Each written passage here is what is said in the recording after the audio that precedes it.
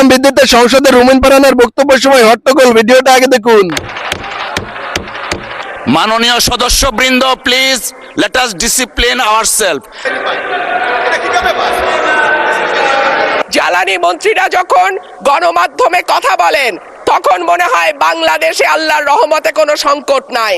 ওনারা যদি পরিষ্কার করে বলেন বাংলাদেশে বর্তমানে কত দিনের অকটেন ডিজেলের মজুদ আছে, কতদিন চলতে পারবে, পাম্পগুলো কেন পর্যাপ্ত পরিমাণ তেল পায় না, তেলের মজুদদারি।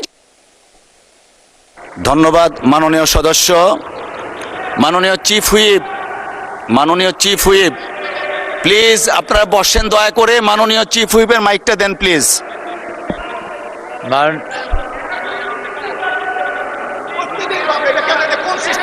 মাননীয় সংসদ সদস্য রুমিন ফারহানার বক্তব্য চলছিল, বিষয়টা একেবারেই অগ্রহণযোগ্য যা করা হয়েছে। আমি এটার জন্য দুঃখ প্রকাশ করছি এবং আমি এটার নিন্দা জানাতেও বাধ্য হলাম।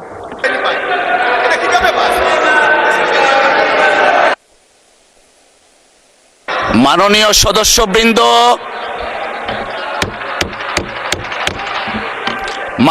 সদস্যবৃন্দ, please let us discipline ourself.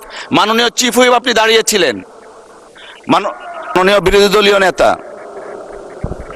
ধন্যবাদ মাননীয় স্পিকার। এই সংসদ দেশের সর্বোচ্চ সম্মানের জায়গা। যারা এখানে নির্বাচিত হয়ে এসেছেন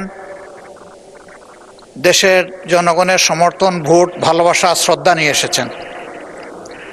আমরা সকল সদস্যের প্রতি শ্রদ্ধা জানিয়ে বলবো, কোনো সংসদ সদস্য যখন দাঁড়িয়ে কোনো কথা বলবেন তা নিয়ন্ত্রণ অথবা তাকে এলাও করার একক এখতিয়ার হচ্ছে মাননীয় স্পিকারের।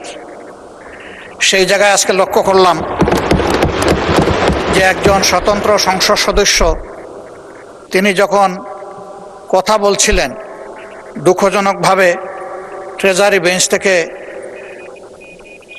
সম্মানিত কিছু সদস্য এমন কিছু অঙ্গভঙ্গি করেছেন যেটা আমার বিবেকে আঘাত লেগেছে।